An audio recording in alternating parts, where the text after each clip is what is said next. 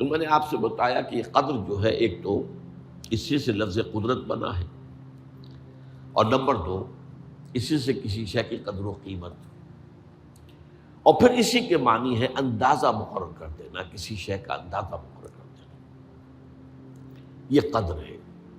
اللہ نے ہر چیز کا ایک اندازہ مقرر کر دیا ہے، اور قدر مقادیر، مشکات شریف میں ایک پورا باب ہے ایمان بالقدر، اس کا عنوان ہے صحیح معنی میں۔ تو پہلی حدیث کیا ہے؟ مسلم شریف کی روایت ہے، عبداللہ ابن عمرو بن العاص رضی اللہ تعالی عنہما۔ حضرت عمرو بن العاص جو بڑے سرداران قریش میں سے تھے، بڑے سیاستدان تھے اور بڑے بہادر انسان بھی تھے، ان کے بیٹے ہیں عبداللہ۔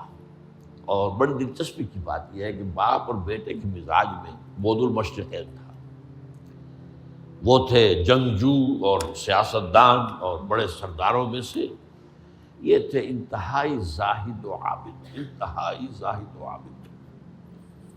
انہی کے بارے میں آتا ہے پوری رات کھڑے رہتے تھے نوافل میں، اور ہر روز روزہ رکھتے تھے، جس پر حضور نے یوں کہنا چاہیے کہ ڈانٹ پلائی۔ آپ کو اطلاع ہوئی، آپ نے بلایا، یا عبداللہ اولم اخبر انک تقوم اللیل و تصوم النہار تصوم الدہر، کیا مجھے یہ خبر نہیں دی گئی ہے؟ یعنی مجھے یہ خبر ملی ہے کہ تم پوری رات کھڑے رہتے ہو، نماز پڑھتے ہو، تم ہر روز روزہ رکھتے ہو، اب کیا کرتے؟ بلا یا رسول اللہ، جھوٹ بولنے کا تو ارادہ ہے ہی نہیں، اور ہو بھی نہیں سکتا۔ فرمایا لا تفعل، سخت سے بات۔ وہ عبداللہ ابن عمرو ابن العاص رضی اللہ تعالی عنہما اس کے راوی ہیں، قال رسول اللہ صلی اللہ علیہ وسلم کتب اللہ مقادیر الخلائق قبل ان یخلق السماوات والارض ب50,000 سنہ۔ اللہ تعالیٰ نے مقداریں اور تقدیریں، ابھی دو الفاظ میں بولوں گا تاکہ آپ کے ذہن میں بات رہے، معین کر دی تھی، لکھ دی تھی آسمانوں اور زمین کی تخلیق سے 50,000 سال قبل۔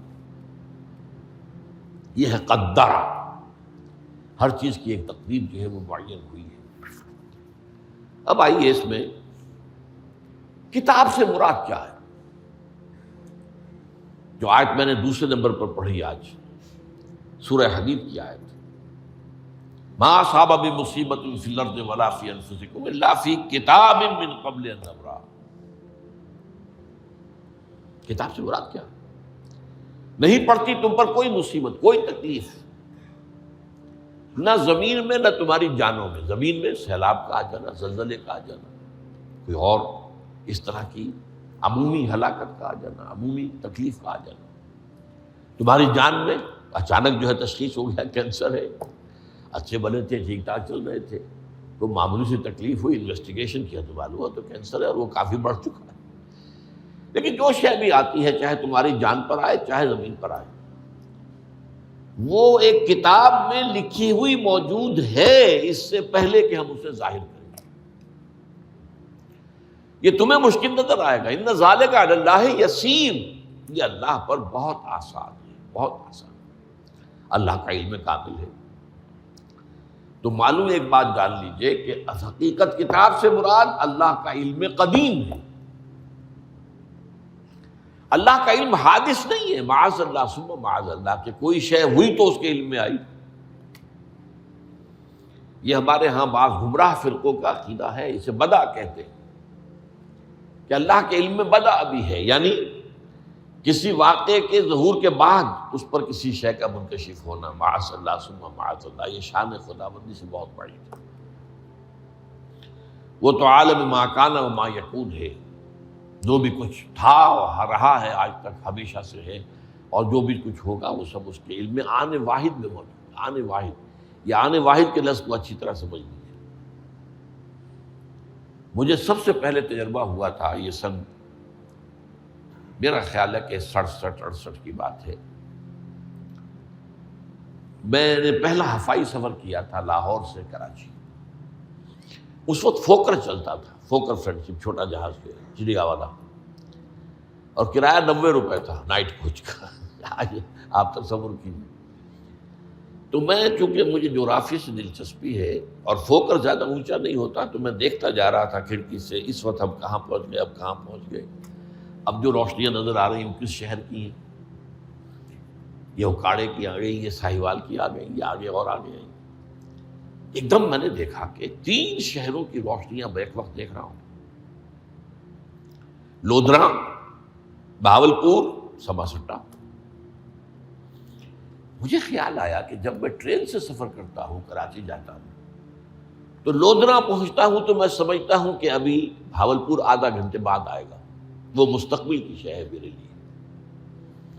بہاولپور پہنچتا ہوں تو لودھرا میرے لیے ماضی کی بات بن جاتی ہے. آدھے گھنٹے پہلے لودھرا آیا تھا، اور آدھے گھنٹے کے بعد جو ہے سماسٹا آئے گا.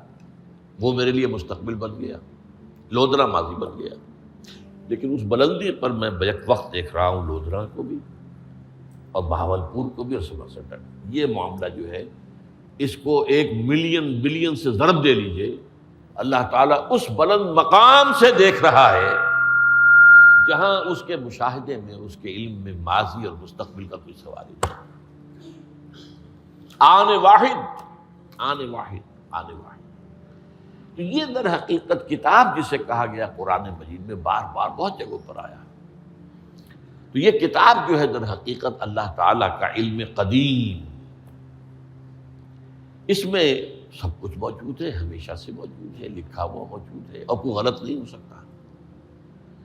آگے چل کر گفتگو ہوگی اصل میں بعد میں کہ تقدیر کے جو عام عقیدے میں ہم تقدیر کہتے ہیں اس کے 2 پہلو ہیں. ایک پہلو ہے ما اصاب علی الانسان، جو کچھ انسان پر آتا ہے مصیبت، جیسے ابھی آیت میں نے پڑھی ما اصاب من مصیبت فی الارض ولا فی انفسکم. ہم ہر وقت زد میں ہیں، کوئی تکلیف آ گئی، کوئی مصیبت آ گئی، کوئی بیماری آ گئی، کوئی حادثہ ہو گیا، کوئی بچہ فوت ہو گیا، کوئی عزیز جو ہے وہ فوت ہو گیا. یہ ہر وقت حوادث ہے. تو جو بھی کچھ پیش آتا ہے وہ علم خداوندی میں ہمیشہ سے تھا. یہی وجہ ہے کہ ایک اور حدیث ہے ابن الدیلمی سے، لمبی حدیث ہے وہ، لیکن اس کے اندر جو آخری ٹکڑا ہے وَتَعْلَمَ، یعنی انسان کے نجات کے لیے لازم ہے کہ یہ بات بھی تم جان لو انما اصابک لم یکن لیخطئک وانما اخطأک لم یکن لیصیبک ولو مت علی غیر ھذا. اگر تم اس کے سوا کسی صورت پر ہوگے تو جہنم میں داخل ہو جاؤ گے، دخلت النار. یہ جان لو کہ جو چیز تم پر آئی وہ آنی ہی آنی تھی. دیکھیے ہوتا کیا ہے، کاش کہ میں اگر یوں کر لیتا تو یہ نہ ہوتا. بس یہی ایمان بالقدر کے منافی ہے. جو ہوا ہے وہ اللہ تعالیٰ کے ہاں تو پہلے سے طے تھا، ہونا ہی تھا. تمہاری کوئی تدبیر، کاش کہ میں اس وقت یہ کر لیتا. یہ لو، اسی لیے ایک حدیث میں الفاظ آئے ہیں ان کلمۃ لو تفتح عمل الشیطان. اس لو سے، کاش، اس سے شیطانی عمل شروع ہو جاتا. کاش کہ یہ ہو جاتا، کاش میں یہ نہ کرتا، کاش کہ ہو جاتا. تو یہ نہیں. تعلم انما اصابک لم یکن لیخطئک. تو جان لے اس بات کو کہ جو چیز تم پر آئی ہے وہ ہرگز ٹلنے والی نہیں تھی. کوئی تدبیر تم کر لیتے، کوئی کسی وقت کوئی ہیلا کر لیتے، کوئی تم قدم اٹھا لیتے، کچھ بھی کر لیتے، وہ تو آنی ہی آنی تھی. وما انما اخطاک، جو چیز تم سے چھوٹ گئی، رہ گئی، نہیں ملی. ایک ویکنسی ایڈورٹائز ہوئی تھی، آپ نے بھی درخواست دی تھی، آپ کو نہیں ملی. اب آپ ہو کاش کہ میں نے فلاں سے سفارش کرا لی ہوتی. بس گئے. تو جو چیز چھوٹ گئی وہ چھوٹ جانی ہی تھی. اس میں قطعاً جو ہے کوئی شکل، کوئی تدبیر، کوئی سفارش، کسی طرح کا کوئی بھی ہیلا، کوئی جو ہے اس پہ کارگر نہیں ہو سکتا تھا. لم یکن لیصیبک ومت علی غیر ذالک. اگر تو اس کے سوا کسی کیفیت پر تیری موت واقع ہوئی، اگر یہ یقین نہیں ہے، یہ ہے تقدیر کا وہ مفہوم کہ جس کا تعلق ہے علی ما اصاب الانسان. جو انسان کے اوپر وارد ہو رہا ہے اس کے ضمن میں تقدیر کا مفہوم کیا ہے. کہ جو ہوا ہے وہ تو ہونا ہی تھا، اس میں تو کسی شک و شبے کی گنجائش نہیں، بالکل قط اللہ تعالیٰ کا فیصلہ ہے۔ البتہ در حقیقت ایک دوسرا پہلو ہے، ما یفعل الانسان، وہ جو انسان کرتا ہے۔ یہاں آ کر یہ تقدیر کا مسئلہ بہت ٹیڑھا ہو جاتا ہے۔ آیا میرے اندر کوئی اختیار بھی ہے کہ نہیں؟ Do I have any free choice؟ یا ہر شخص پہلے سے طے ہے؟ تقدیر کا ایک عام مفہوم یہ ہے، اور اس مفہوم میں بھی بعض روایات بھی ہیں جو اس کی تائید کرتی ہیں کہ ہر چیز پہلے سے طے ہے، لکھی ہوئی ہے۔ اور یہ جو حدیث ہم نے ابھی پڑھی ہے یہ گویا کہ اس کی ایک مثال ہے کہ وہ جو لکھ دیا گیا تھا، فرشتے نے لکھ دیا تھا، رحم مادر میں لکھ دیا تھا، شقی او سعید، یہ بدبخت ہے یا سعادت مند ہے۔ تو ایک شخص پوری عمر نیکی کے کام کرتا رہا، آخری وقت میں آ کر کوئی ایسا حادثہ پیش آ گیا کہ وہ اہل جہنم کے سے کام شروع کر دیا اور جہنمی ہو گیا۔ یا ایک شخص ساری عمر جو ہے جہنمیوں کے سے کام کرتا رہا، آخری وقت میں آ کر کوئی ایسی توفیق ملی، کچھ ایسا معاملہ ہو گیا، توبہ کر لی اور اس نے جو ہے اہل جنت کے سے اعمال شروع کرنے کی ضرورت ہوگی۔ تو یہ جو ہے علامہ اصابک کا علیحدہ بات ہے، اور علامہ یفعل الانسان، انسان کیا کرتا ہے اس میں اس کی قدرت کتنی ہے۔ اور یہ ہمارے ہاں فلسفے کا بڑا مشکل موضوع ہے، اسی کا نام ہے جبر و قدر۔ ہمارے اسلاف میں بھی کچھ لوگ ایسے ہیں متکلمین میں سے، دیکھیے ہمارے ہاں ایک وہ لوگ ہیں کہ جو اس پر قناعت کرتے ہیں کہ جو اللہ نے کہہ دیا اور رسول نے کہہ دیا، اس سے آگے ہم مین میخ نہیں نکالیں گے، وہ محفوظ راستے پر ہوتے ہیں۔ لیکن بہرحال انسان کو اللہ نے ایک عقل بھی دی ہے، اور یہ عقل سوالات اٹھاتی ہے، اور جو زیادہ ذہین انسان ہوتے ہیں ان کے اندر ان کی یہ مصیبت زیادہ ہوتی ہے، لہٰذا وہ تو سوچتے ہیں، کچھ نہ کچھ غور و فکر کرتے ہیں، بات سمجھنے کی کوشش کرتے ہیں۔ اس میں اب ہمارے ہاں دو طبقے ہو گئے، جبریہ قدریہ۔ ایک نقطہ نظر یہ ہے کہ انسان مجبور محض، کوئی اختیار نہیں، اور ایک یہ ہے کہ انسان قادر مطلق ہے، جو چاہتا ہے اپنے فیصلے میں مختار مطلق ہے، وہ فیصلہ کرتا ہے۔ انہیں قدریہ کہتے ہیں۔ تو جبریہ اور قدریہ ان کی بحثیں ہمارے یہاں، یہ وہی تقدیر کا مسئلہ جو میں نے کہا تھا، بحثوں میں آ کر الجھ جائے، آج تک حل نہیں ہوا، حل ہو سکتا ہی نہیں۔ اب اس کے ضمن میں علامہ اقبال کا ایک شعر آپ کو سناتا ہوں، وہ بہت اچھا لگتا ہے، بہت خوبصورت لگتا ہے شعر ہونے کے اعتبار سے۔ تقدیر کے پابند جمادات و نباتات،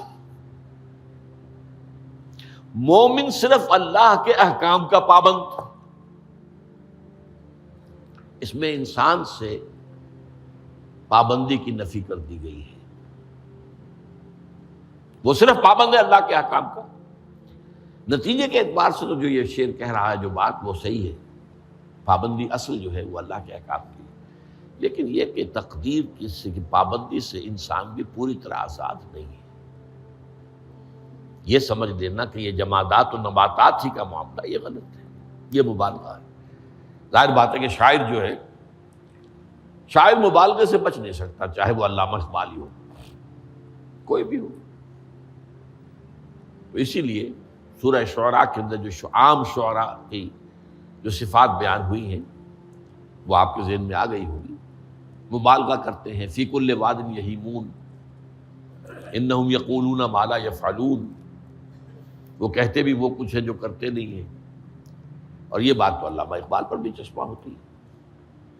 بہرحال یہ شعر ذرا پھر نوٹ کیجئے، تقدیر کے پابند جمادات و نباتات، مومن صرف اللہ کے احکام کا، کوئی بات صحیح نہیں ہے۔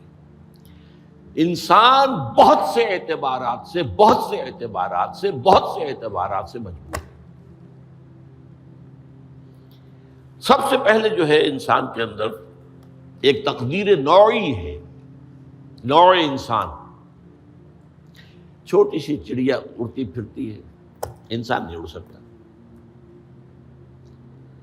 آپ نے ٹھیک ہے مشین ایجاد کر دی، جہاز ایجاد کر لیا، آپ دوڑ رہے ہیں 500 آدمی اور سینکڑوں من سامان لے کر جو ہے وہ جا رہا ہے، 747 ہو یا 757 ہو، یہ کر لیا ٹھیک ہے، خود نہیں اڑ سکتے۔ اب کیا کریں گے آپ؟ یہ تقدیر نوعی ہے، اسپیشیز، ہر اسپیشیز کے لیے اللہ نے ایک اندازہ مقرر کر دیا ہے، اس اندازے ہی میں رہے گا، اس سے باہر نہیں جا سکتا۔ پھر ایک تقدیر شخصی ہے۔ اب دیکھیے تقدیر شخصی کیا ہے؟ بعض اوصاف و صفات ہمیں وراثتاً ملتے ہیں، وی ہیو نو چوائس۔ پہلے بھی یہ بات مانی جاتی تھی، آج جو ہے ذرا سائنٹیفک انداز میں ہم کہتے ہیں جینز میں چلا آ رہا ہے، اس جینز کو کوئی بدل سکتا ہے؟